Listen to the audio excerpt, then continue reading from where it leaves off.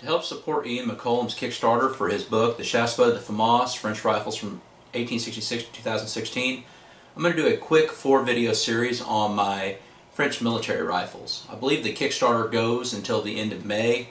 I'll leave a link below, so please hit that link and pre-order your book. Let's help support primary level research, as his book will likely be the reference book for these rifles.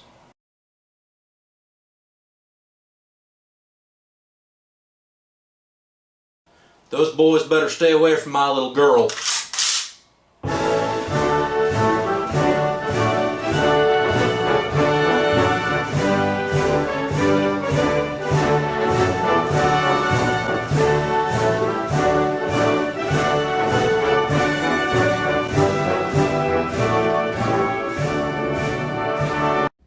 Welcome to the Milsurf Mike channel. It is time that I bring you one of the most important military rifles developed, the French Fusil Model 1886 rifle designed to fire the revolutionary Lebel 8x50mm rimmed cartridge.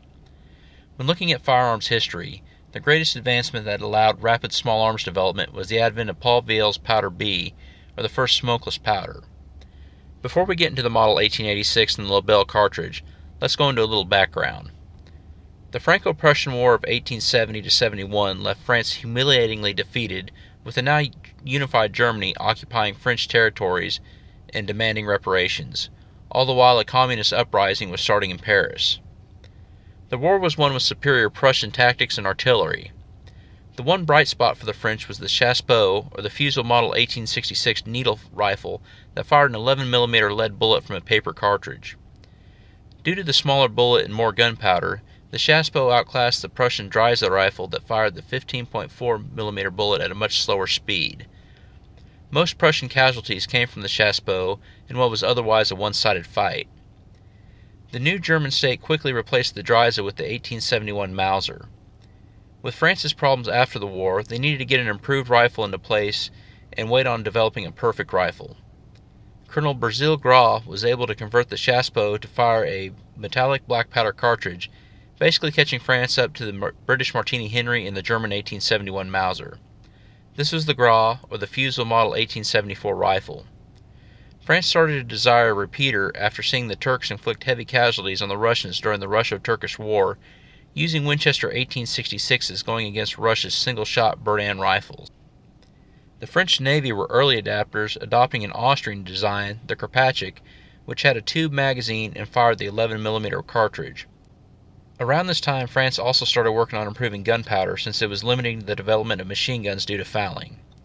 Since the 1840s, attempts at making a better powder involved glycerol trinitride. This was explosive instead of fast burning. By the 1880s, it had been mostly abandoned for gunpowder, although it was made into a stable explosive by adding diatomaceous earth. Paul Viel built upon 4 decades of study and came up with Powder B, which was made from 68.2% insoluble nitrocellulose, 29.8% soluble nitrocellulose gelatinized with ether, and 2% paraffin. This powder was 3 times more potent than black powder, didn't leave residue, and of course was relatively smokeless. The French military of the 1880s believed in the firepower doctrine, which meant that fast and accurate firepower was supposed to be delivered onto a target until that target was ineffective. This meant that they wanted the infantry to be able to use 4 tactics: unit-to-unit volley fire, long-range individual fire, rapid fire at moderate ranges, and close combat using bayonets. The French wanted their new rifle to perform in a superior manner in all 4 areas. Smokeless powder accomplished the first 3. Their planners desired to develop an ultimate auto-loading rifle, even if it took 20 years, with an interim rifle as a stopgap. This changed when French intelligence saw that Germany was adding 2 magazines to the 1871 Mauser, and a new government was elected. At the beginning of 1886, Georges Ernest Boulanger informed the French military they needed to field a smokeless powder repeater by year's end. This meant developing a new cartridge as well as a new rifle. Nicolas Lebel and his team found out that Powder B created velocities too high for lead bullets, so he adopted the copper-jacketed bullets of Swissman Edward Rubin of Schmidt-Rubin fame. Lebel developed an 8mm bullet meant to be fired from a centerfire brass-cased cartridge. Basil Gras, now inspector of arms for Paris, was known to be economical. If the new cartridge was similar enough to the 11x59 fired from his 1874 rifle, these rifles wouldn't need to be discarded and could be later converted. Basically, the case of the 11mm Gras cartridge was cut and further necked down to accept the new 8mm bullet, which became the Ball M ammunition. Since they didn't have the repeating rifle yet, testing was done using modified Gras. After the Navy adopted the tube-fed Kropatschek, French state arsenals started producing them in small quantities. They improved the initial rifle, and the Model 1885 had seen service overseas and was well liked by most who got their hands on it. A couple more upgrades and a barrel changeout, and we are finally to the Fusil Model 1886, or more commonly known as the Lebel rifle. The 1886 had the Kropatschek tube magazine that was similar to the Winchester lever-action rifles, with the advantage of being closed from below not to allow dirt in. A magazine cutoff would keep the magazine tray in the up position to allow single feeding of rounds. There was no safety, as it is French doctrine to carry the rifle with an empty chamber, a doctrine that would last until 1940. The cock-on open bolt is similar to that of the Gras.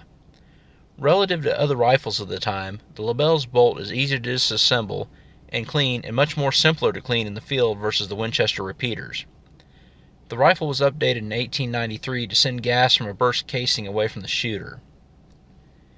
With the new rifle came a new epi bayonet, since studies from the American Civil War and Franco-Prussian Wars showed that the most incapacitations from bayonets came from the point, not from slashing weapons.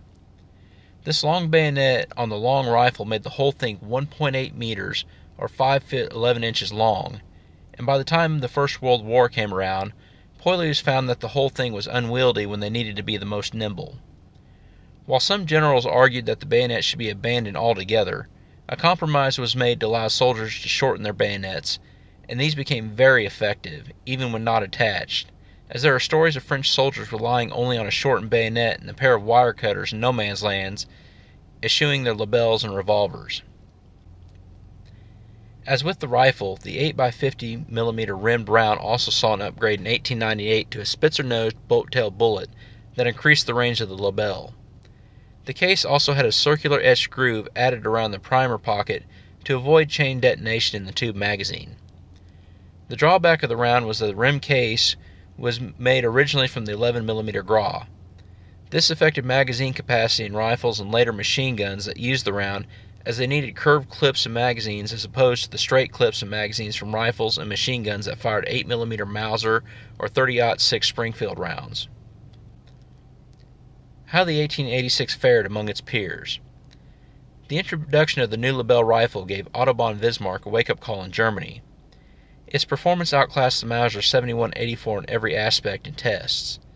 This, along with the new French artillery, helped Bismarck show restraint from attacking France, as War Minister Alfred von Waldersee wanted to attack the French democracy to help keep the old guard in charge in Europe. Germany set out on developing their own smokeless round rifle, which was the Gewehr 1888 Commission rifles, firing the 7.92 by 57mm cartridge, using a Mannlicher style system, and later the gold standard of military bolt-action rifles, the Gewehr 1898 Mauser rifle, fed by stripper clips.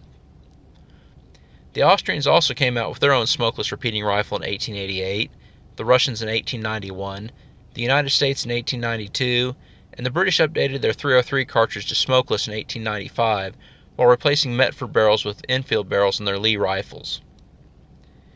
By World War I, the Lebel was really outclassed by its peers thanks mainly to its tube magazine. While it initially provided more firepower against the German and Austrian rifles, the quick reload ability of the latter two made them much more effective rifles. Other smaller complaints were the small sights and no wooden top handguard, making the rifle hot when fired rapidly. While the French still dreamed of fielding a semi-auto rifle and actually produced the RSC 1917, they were never able to produce enough or work the bugs out enough to replace the Lebel and Berthier rifles. Since France had to concentrate on rebuilding, followed by the Great Depression, the Lebel and Berthiers were never replaced until another bolt-action rifle, not the semi-auto that they had dreamed of since the 1880s, in 1936. I picked up my rifle a few years ago at a gun show from a gentleman who served in Afghanistan. He had picked up many French rifles there and sent them over here. French rifles are less likely to be quote-unquote Khyber-Pass copied than British rifles, so getting an authentic French rifle is a safer bet. The only thing in my rifle I do question is the 1888 date.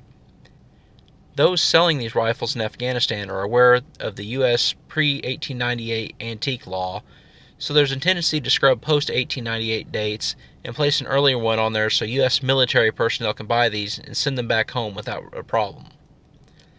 Besides that, this rifle did well for a supposedly 131-year-old rifle. Although I was a bit nervous about loading pointed bullet cartridges into a tube magazine, the round was designed for this, right? When firing, I did have to pull the bolt with some force for proper extraction and to have the tray have the next round in place to close the bolt and fire again. If this gave me problems, I simply ran the bolt again. The spring in the magazine isn't as strong as it needs to be, as I can feel a delay in the feeding. I only field stripped it to the point of taking the bolt out and apart and cleaning it, the receiver, and the barrel. I will say not having a top handguard made me aware of where my fingers were on my support hands at all times, as I got hot after just 9 rounds. Shooting this rifle was a blast, just to experience the history of this very important rifle.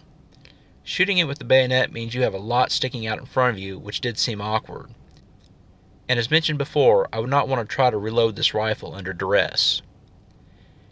Please be aware of where groups who claim to represent you and your elected officials stand on the Second Amendment. I encourage you to join the GOA, the premier no-compromise Second Amendment organization, as well as your state organizations. If you like my content, please like, comment, and subscribe. Also, please check out my Instagram, Twitter, Facebook, and who I support on Patreon. And also, if you like my Cliff Notes versions of some of these rifles and you want to read deeper, please buy Ian McCollum's book. That's kind of the reason I'm doing this rifle a little earlier than I want to. So anyway, thank you for watching, and as always, have a great day.